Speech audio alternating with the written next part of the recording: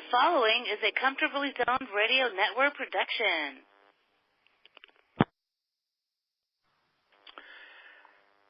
Hello, everybody. My name is Ralph Tyko with the Comfortably Zoned Radio Network. It is my pleasure to introduce the first offering of Tony Castro's America. And here is the host of said offering, Tony Castro. Hi, Ralph. Thank you for having me. And, my pleasure. As you said, it's the first offering, and so what's it about? It's about everything under the moon, in America, and beyond, it seems, because this is no longer, as we've been told for some time now, an isolated village, but rather a worldwide village. And so covering everything, and of course, primarily for the moment, baseball. Both of us have a tremendous interest in it. I happen to write about baseball, write baseball books. I've written 6 books, 3 of them about baseball, the most recent being Gehrig and the Babe, The Friendship That Feuds, from Triumph Books. It's out right now. We've had some good success with it. And that follows up the book that you and I met over, and that was Damage and Mick, that came out 2 years ago from Lions Press.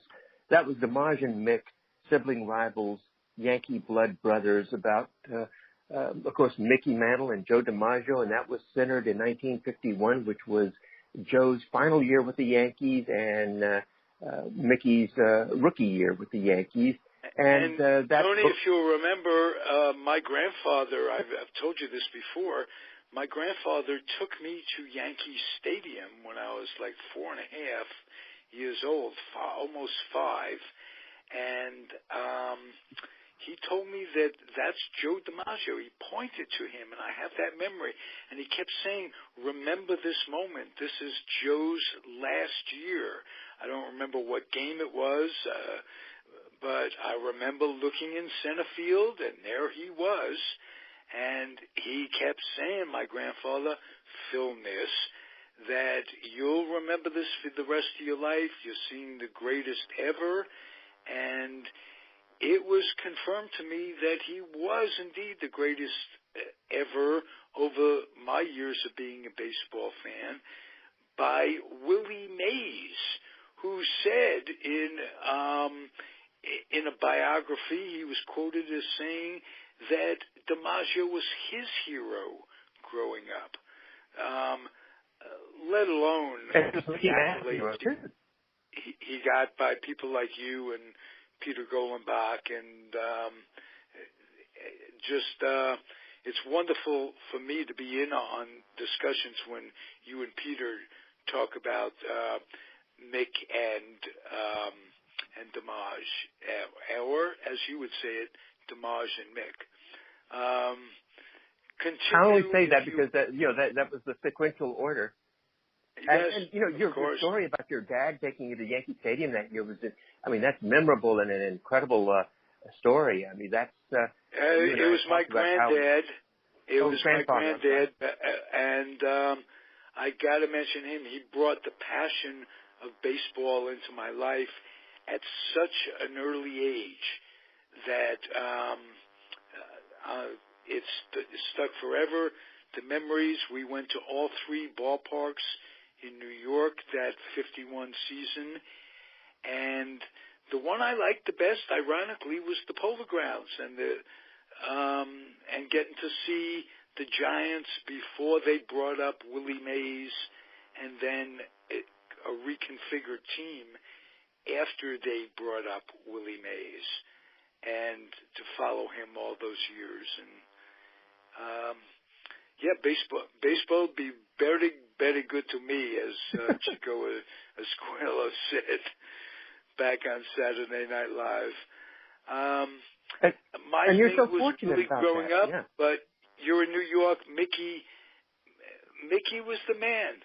Mickey was the man, and you were so fortunate to have seen that 1950 season, whether you remember Mantle or not. And I mean, Mantle's 51 season, for the most part, I think lives on in our memories as something maybe more than what it was. I say in our memories, when what we read and everything else and what we look back on, and that's part of piece of Americana. because Tony, there's such irony in baseball. The fly ball hit in the World Series that caused Mickey to step in the hole when he pulled up. When DiMaggio was in center, Mickey in right. There was this hole, a sprinkler hole. Mickey pulls up lame. Horrible injury that he never really rehabbed properly from, and affected him the rest of his career, led to other injuries and what have you. But the man who hit that fly ball was Willie Mays. Mantle. Yeah. And that's that story there is, and what happened to Mickey Mantle on that particular play. Someone could write a book about it. And I know I wrote a biography of Mickey Mantle in 2002, Mickey Mantle, America's Prodigal Son, and there have been so many other wonderful biographies written about Mantle. But the thing that grew up around what I understood about that particular injury was, Mantle goes to the hospital. That's when they discover that his dad is dying, and it's a tragic period. Mantle has to. I have read in several places Mantle underwent surgery on that particular knee, and then took him forever to rehab it, because when he showed up for spring training in 1952, he was still limping, and he wasn't the same player.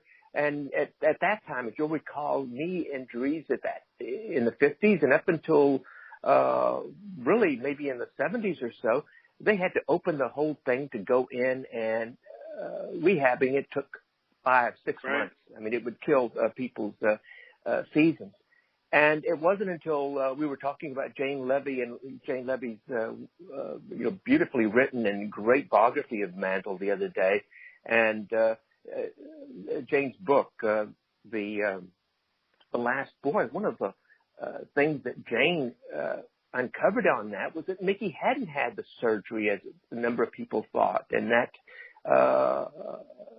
that his rehab was rehabbing a knee that was really never going to get much better other than reducing the swelling and dealing with the pain. And that led to those stories of Mantle's legs being wrapped from calf to thigh. And we've seen pictures of Mickey in the clubhouse being bandaged from calf to thigh. And he also suffered from another injury, from a football injury in high school.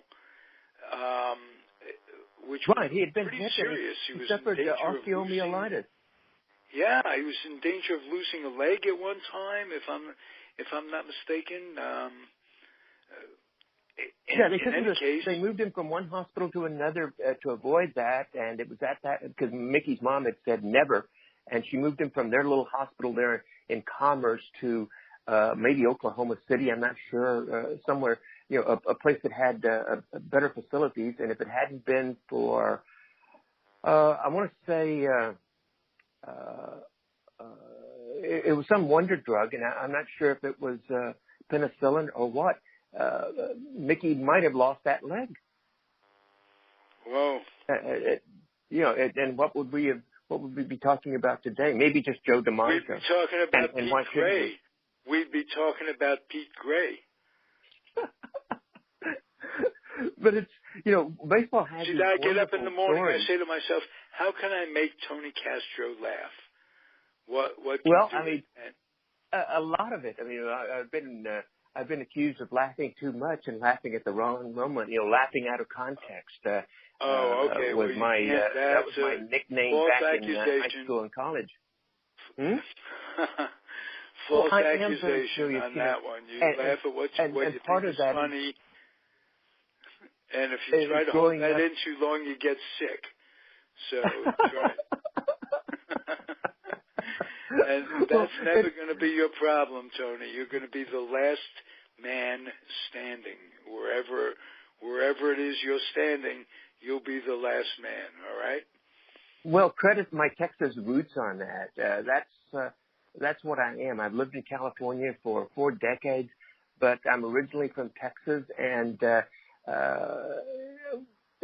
left Texas for the most part in the 70s when I was awarded a Neiman Fellowship to Harvard, and otherwise I would never have gotten there. And one of the things that happened happened there was I invited a former Neiman fellow who had probably even less business being there than maybe I did, and that was the author and writer Larry L. King, who wrote, among other things, but I guess his most noteworthy piece was The Last Whorehouse in Texas that they turned into a Broadway play, a movie. And Larry, once when he came to visit, and we had a wine and cheese, and then afterwards we wound up closing down the Harvard faculty club, me walking drunk through the snow there in the late 70s, and arguing over something that was kind of silly, but to the point here. Larry had introduced me to some people as saying the only thing they needed to know about me was that I came from a hometown who used to boast of having a sign on its highway coming in from Dallas back in the 30s and 40s, and that it said, "Welcome to Waco, home of the blackest land and the whitest people."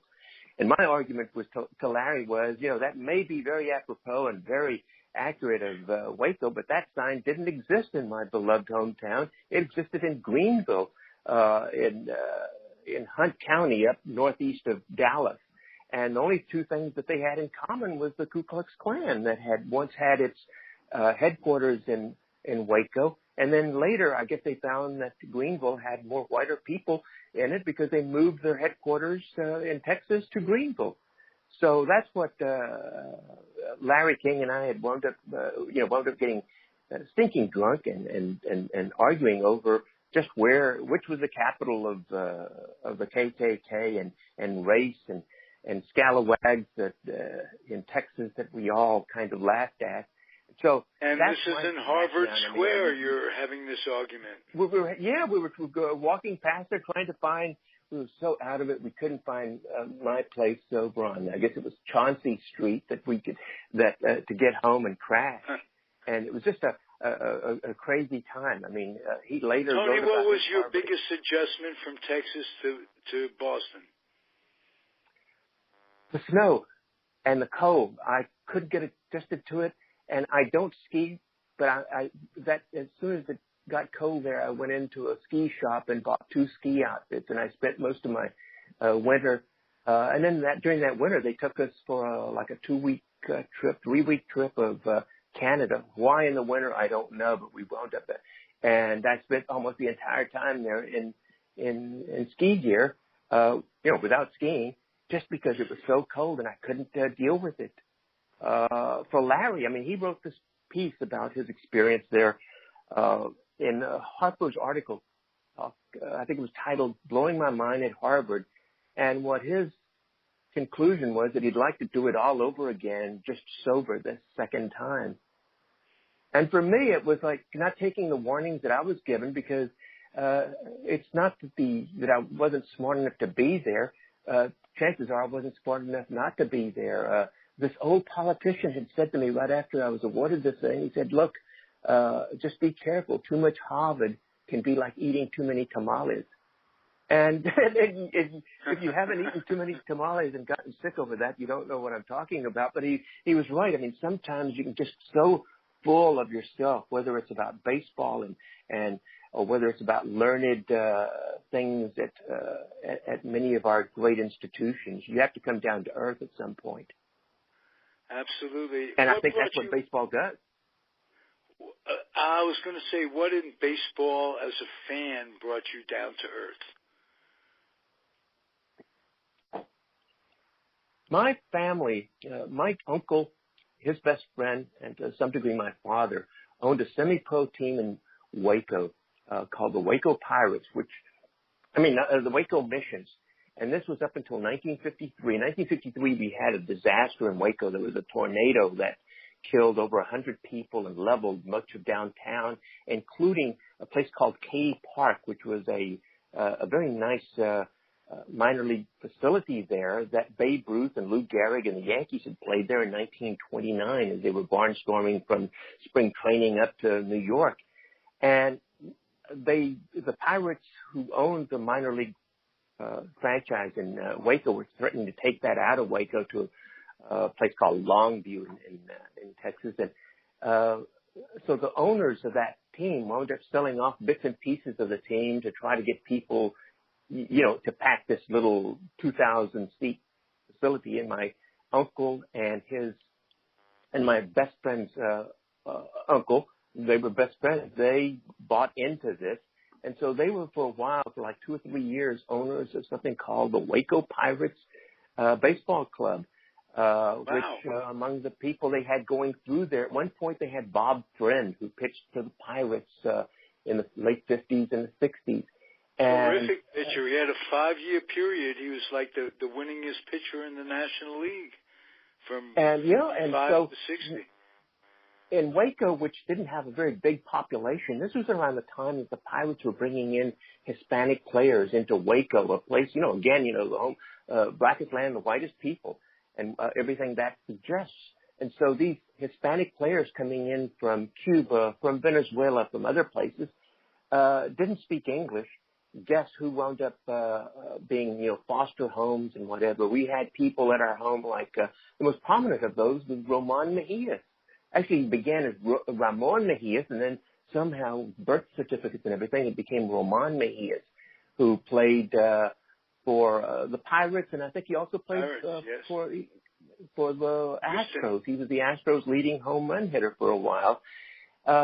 He now lives out here. He's in his late 80s, and if we're successful in it, I'm hoping to have Roman on the show talking about that. We may have to do some heavy translations for him.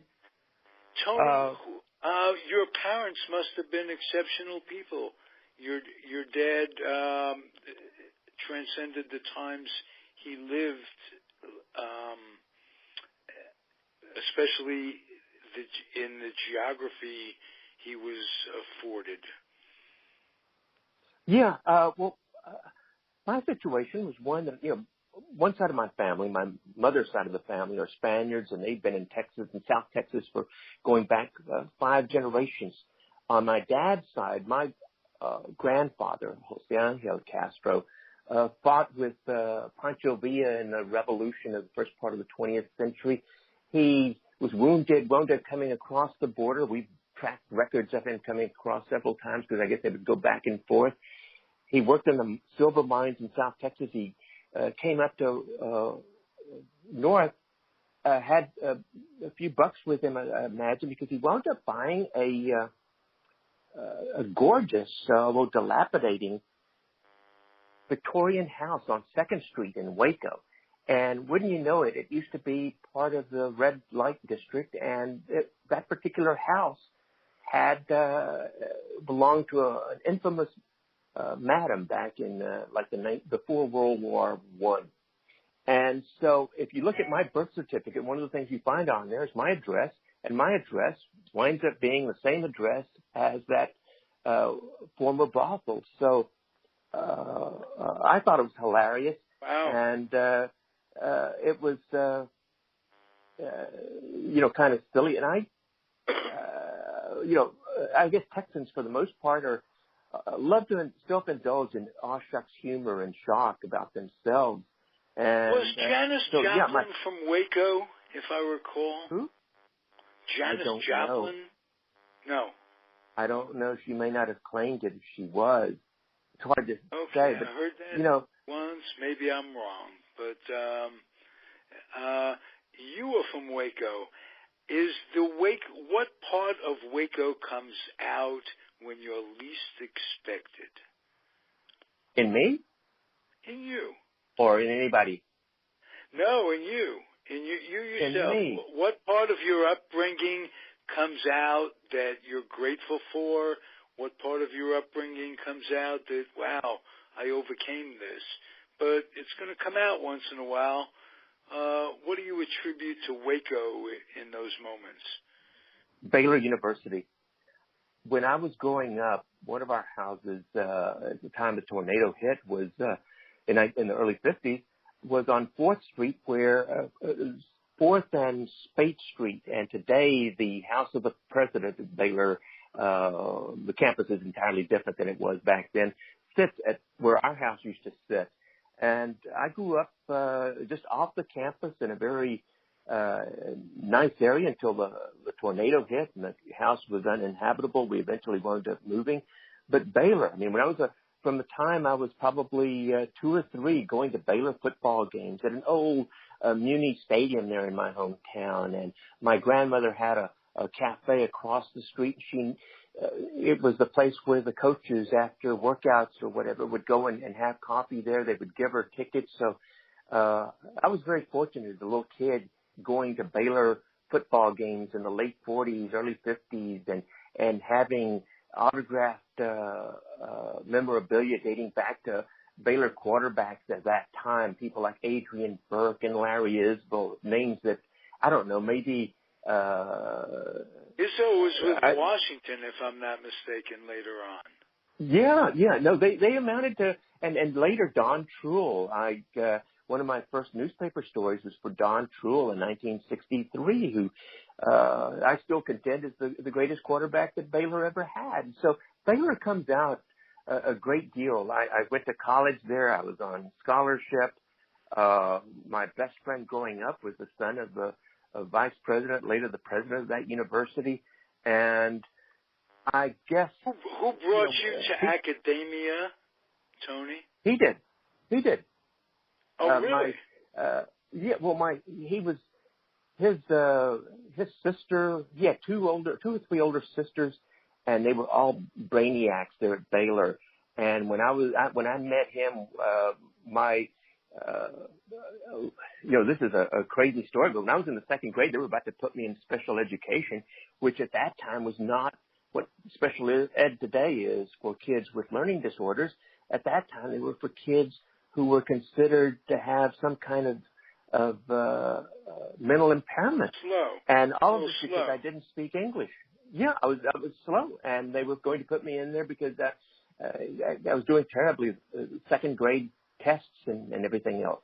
One of the teachers there, fortunately, who happened to be a Baylor student teacher filling in there in the 2nd grade, said, look, this kid is not slow. I see him talking to all the other kids and communicating with them and whatever. Well, it turned out there was the only other Hispanic kid in my class was a kid named John Silva, and John would translate for me. And of course, and as it turns out, I knew baseball stuff. I knew the lyrics to a number of Hank Williams songs, and of course, I was under strict orders from my parents never to speak about these things, never to sing these things in class. I mean, some of the lyrics weren't the lyrics you'd expect to hear from a 2nd grader in the 1950s. So my English was limited to baseball and Hank Williams lyrics, and she went to bat for me, got me out of being put in special ed, took me to a literacy, this lady from South Carolina made arrangements for me to go to a literacy center there at Baylor, another reason I have such fond memories of Baylor. And within a matter of a short time, by the end of that 2nd grade, this lady was taking me, my student teacher was taking me to the public library and showing me things there. And I became a resident practically of the library for the next few years. There was a joke among some of the librarians there a few years ago when I had a book launch there that I had read all the books in the public library in Waco, which wasn't true, but I wished I had. So how can you not feel a kinship and an incredible love for a university like that? I mean, yes, it is, the knock on Baylor historically in the United States, and especially, in liberal academia, is that it's the biggest Baptist institution in the educational institution in the world, which it is. But I didn't find any of that to be the case there. And maybe I was different because I grew up in Waco, this heart of the Bible Belt in mid-20th century America, bilingual, bicultural, and religiously bipolar, Ralph, because I was both Southern Baptist and Roman Catholic. I quoted too much Protestant scripture for a good Catholic, and I knew too many saints and too much Latin for an acceptable Baptist. And I was also Hispanic at a time in what amounted to segregated Texas, where there were still 3 restroom facilities in public places, one for whites, one for blacks, and one for Mexicans. And perhaps it was an omen of my future that I could use the public toilets reserved for whites. I mean, I could pass, and my English was impeccable. I was on the honor roll. I was, Dick McCall was the son of the vice president of Baylor at that time, was my best friend, and in a way got me into doing things. I mean, I through my Catholicism, I learned Latin, and the priest there couldn't speak English, but he could speak Latin, and so Latin. And then one of Dick's friends, I think it was, had gotten me into something called the Baylor Children's Theater Center. Maybe it was my teacher who helped me out on all this. And there they had somebody who was a Greek scholar, and she thought I should learn Greek. So, I mean, I could recite the Prelude to the Odyssey in ancient Greek. Not that I could get much use out of it. Today that wouldn't even buy me a cup of coffee at Starbucks.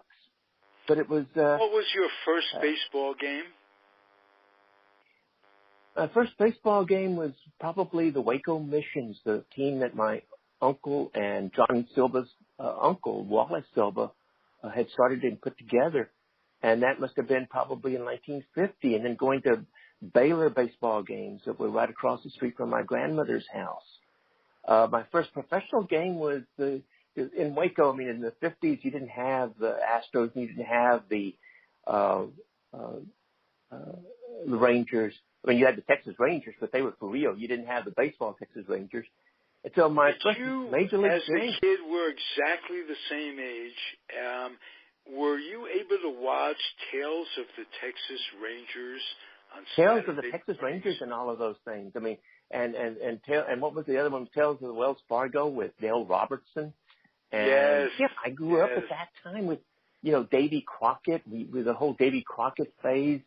I guess we must have been in about the third grade when the Fess Parker film, I didn't even realize it had been a series. Everybody in New York had a coonskin cap. Yeah. Even the rabbi had a coonskin cap in my neighborhood. He would walk and sing at the same time. Davy Crockett, king of the wild frontier. He was a crazy rabbi. Well, it was all those things, and our neighborhood didn't have a lot of money. I mean, there was one kid, still one of my best friends from Waco, named Dwayne Moss. Dwayne had the privilege or honor of having the Davy Crockett at the Alamo game. It was a board game that set up and everything, and it became one of those things where we, in late afternoons, when before it cooled off and we could go out and play baseball, we would go and over to Dwayne's and play Davy Crockett at the Alamo. And of course, in those games, the Texans and Davy Crockett always won, which later can play mind games with an Hispanic kid. If you go see Davy Crockett at what was it called, Adventures of Davy Crockett, the movie, and of course you see poor Davy getting, and the Texans getting massacred by the Mexican army of Santa Anna. And the Hispanic kids sitting in the corner winking at each other. I guess in a way I grew up, there was a kid in our neighborhood who had a Shetland pony that lost its luster after a few weeks. And then that Shetland pony would run around with all the dogs chasing us from empty yard to empty yard to play baseball. And looking back on it, that Shetland pony hanging out with all of these dogs didn't know he was a Shetland pony, I don't think. I think he thought he was a dog.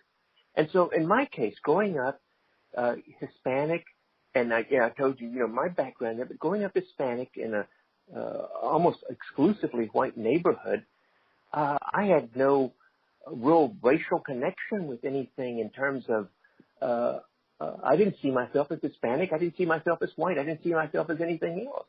I mean, if anything else, I saw myself as a New York Yankee fan. I was always saying to my parents, why don't we live in New York? How did we'd be that so much come closer to be, Tony? The New York Yankees and this Texas kid growing up. My old man. I mean, he was a Yankee fan. He had been in the CCC, the Civil Conservation Corps, as a kid. And he tells me, my dad passed away in 2004. But the story he always told me was that it was during his CCC days that some of the friends he met there were big Yankee fans and introduced him to who these people were. And of course, the CCC took place, in the late 30s.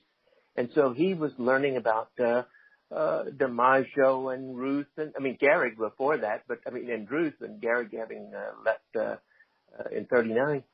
And this endured through World War II. He was wounded at the Battle of Bastogne in 44, wound up hospitalized for a lengthy stay there, and then took him forever to get home. And we always thought that, the story Mom always said was that it took him all that time. It took him over a year to heal and come back. He didn't get back to Texas until maybe Christmas of 1945.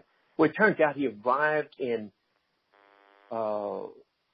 from overseas the first week of September in New York, and instead of going home, he stayed around with some of his buddies, went to see the Yankees as often as he could, took in New York and had about a month, maybe 2 months of New York life, and spent all the money he had from his separation pay, and then caught a bus to Texas and came home. And so he came home. Among the things he had was this huge life-size, bigger than life-size poster of Joe DiMaggio that used to hang in my bedroom, much to my mom's chagrin, because and my mom one time, a parish priest came to have dinner, and my mom was telling him, that he should say something to me because go look at his room. In my room, I had this huge poster of DiMaggio and a huge poster of Mickey Mantle, and the crucifix, that all good Roman Catholic kids are supposed to have, was like maybe all of 10 inches high and off to one side. And he came back and in Spanish explained to my mom that there was nothing wrong with that. It was just my three heroes, as he put it, each with their own distinctive piece of wood. And my mom never said anything about it again. And I thought, this is incredible, and of course she didn't know that Padre Antonio, who was the priest that came to dinner that night, coached the CYO baseball team from our parish. So he was a baseball fan. He loved it. So Tony, it occurs to me that Ted Williams was partially Hispanic. Did you know that? He was. I haven't learned. I learned that just a few years ago.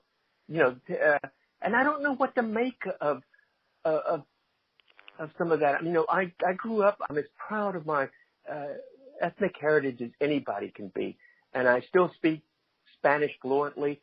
I reported on my first book was a history for E.P. Dutton. It was a history of Cesar Chavez and the Hispanic civil rights movement of the 60s and into the 70s. I take great pride in that particular part of my who I am and my heritage. But at the same time, I don't carry it on my sleeves. I remember after 78 or so, the two Reggie Jackson back-to-back World Championship teams, I had somebody saying, I was writing a column at that time for the Los Angeles Herald-Examiner, and I had 2 or 3 people call and say, why don't you do a column on Reggie and how Reggie is Hispanic? And I'm like, Reggie Hispanic?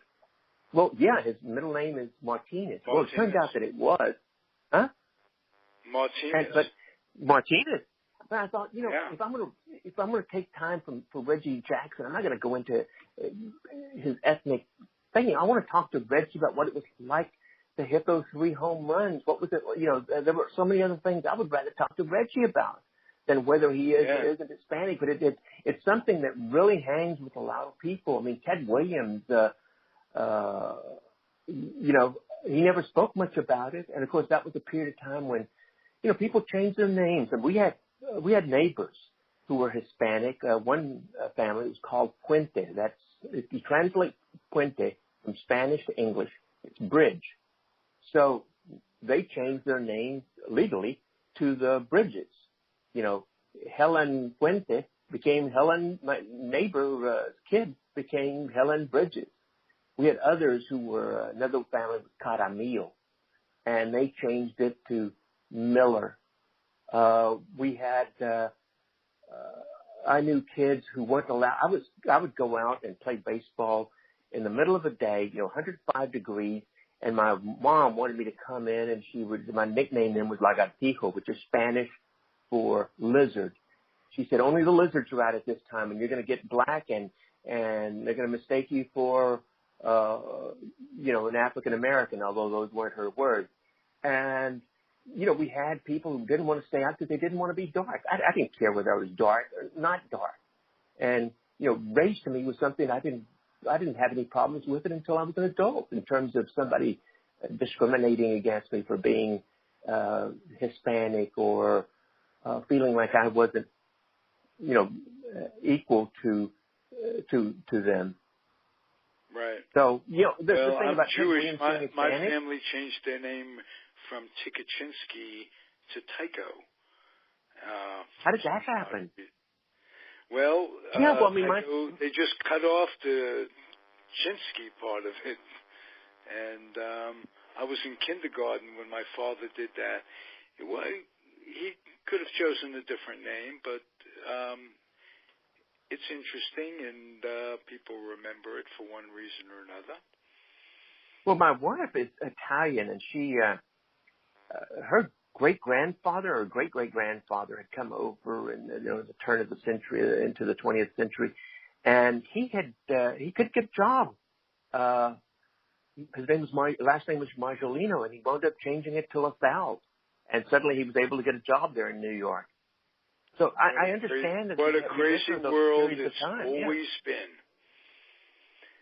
But as an Hispanic American, how are you affected mentally by what Trump is trying to do to the world? Not just Hispanics, not just Jews. He hates everybody, and that he gets anybody to vote for him, let alone 48% of the populace, scares me a little bit about humanity. Does it you? It doesn't scare me about humanity because I think it's always been there. I think it disappoints me. Trump disappoints me, but it doesn't overpower me or disappoint me about America. I think America will, get past this period, whether it's in 3 more years or whether it's 4 years beyond that. I don't think Donald Trump is capable of destroying America or the American dream. I don't think he's capable of destroying the dreams of all of these dreamers, who are impacted by his actions. I don't think he'll destroy the dreams of anybody else who's here. I think it just puts us aside a little bit, almost like taking an extended lunch break, as it were. Uncomfortable? Yeah. Disappointing? Certainly. Why is he in power? Again, the 48% and the way we have our presidential elections today. Are these people, why did these people vote that way? Well, that's an entirely different conversation. Being from Texas and even here in California, I have a lot of friends who voted for Trump. I don't get into political discussions with them, just as I don't get into religious discussions with people. I think one of the beauties of our country and our system is the diversity that's there. The diversity, we can't just say, I love diversity when it's good for the people that are being included into it or trying to be included. You have to say it. I love diversity even for the things that are not good, for the roadblocks that people like Trump and others put in front of these people. I don't think it's going to knock them out. I mean, to me, it's be depressed about it if you will, but I mean, that's not the way to approach changing things. And, I think our generation was, if it was known for anything, it was for having the reason and the power, emotionally and mentally and intellectually, to bring about such change. I don't think it has to be violent, and I don't think it needs to be the things that the other side does.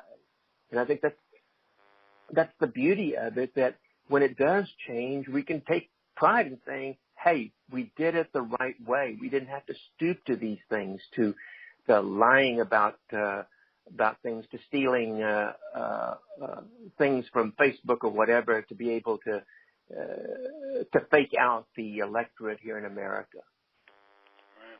Hey, Tony, before we close it out, this has been a great show. I want to ask you a baseball I want to ask you a baseball question because it's my goal to learn a little bit every day of my life.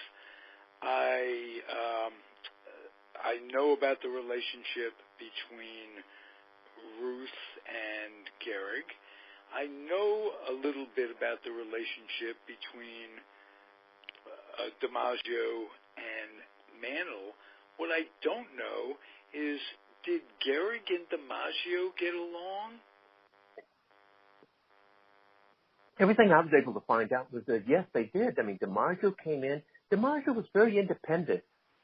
He didn't need the approval of his parents, his father, like Mickey Mantle did, for instance, to go into baseball. His father didn't want him to be a baseball player. He didn't need the approval of his brothers. They helped him out to get in there. He didn't need the approval of DiMaggio. Is one of the things you have to admire about him, was his own man. So when he came to the Yankees in '36, he loved the opportunity that he had. He respected Gehrig for all he had accomplished, but he didn't take second place to anyone. So in his relationship with Gehrig, you got to remember that by 1936, Gehrig is on the downside of his career to some degree, and there are some people that believe that what eventually brought him down was already beginning to take an impact on him. He was married. He was having to patrol the relationship between his wife and his mother. And it was a very combative kind of relationship even after they got married. He wanted more money, but he wasn't. Even after he passed away. Even after he passed away, they fought. His mom and dad wound up suing the estate, which meant suing his wife, who was the executor of the estate, feeling that they were being left out, and a settlement came into being there. So there wasn't the relationship between DiMaggio and Gehrig didn't last long enough, and they were two different kinds of beings also. Gehrig was taking off after games and going home and being a homebody. DiMaggio, as I was talking about this the other day, DiMaggio's feeling of it had been that he was a loner, that he would go back to his hotel room and order room service. Far from it. There are stories of him in Little Italy at that time. And who else went to it? You didn't have too many non-Italians going and hanging out in homes of Little Italy in the late 1930s. Well, I had on the Lenny Randall show on this network, had Felix Millan come on, and we talked about how, as a Puerto Rican, he was treated so royally in New York by fellow Puerto Ricans. DiMaggio was treated much the same way in the Italian community, folks who were looking for a hero. Am I correct? Yeah, exactly. And DiMaggio took to this. His first wife wound up getting he bought her a 4.5-carat engagement ring, which he didn't actually buy. There was this mob guy that wound up getting it for him. I think we talked about this the other day, or maybe we talked about it a while back, that when DiMaggio in 1941 was on that big hitting streak, the 56-game hitting streak, at one point during a doubleheader, he got a hit in the first game. The bat disappeared. He got an old bat that another teammate had and wound up getting a hit in the second game, and then a big effort was made to try to find Joe's bat. And the bat was found a couple of days later, and the people that located the bat were two made men. Who knows whose legs were broken and how they went about doing it, but they recovered Joe's bat. They got it back. Yeah, well, that's the thing I'm working on right now. I'm working on two biographies, one of Napoleon Bonaparte and the other one of Joe DiMaggio, and in many ways they're very similar. The one on DiMaggio is more about this particular aspect, his Italianness and as the hero of Italian Americans at that time, and even to this day. And for lack of a better expression, speaking of that, someday we'll talk about how Billy Martin got along with both Joe DiMaggio and Mickey Mantle as well as he did. Oh, that was one of the reasons he could be manager of the Yankees multiple times. Right. A fascinating character. As are you, Tony Castro. Thank you, sir, for a terrific hour, and we'll do it again next week. I'm Ralph Tyko of the Comfortably Zoned Radio Network. Not bad for a maiden voyage, my friend. Thank you. Look forward to it. All right. Adios, everybody.